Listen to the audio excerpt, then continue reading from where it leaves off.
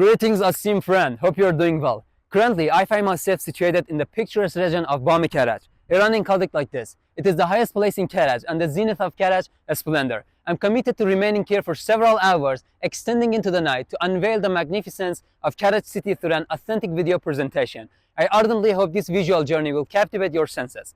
Furthermore, I aspire to embark on a comprehensive journey about Iran, meticulously revealing its wonders and truth.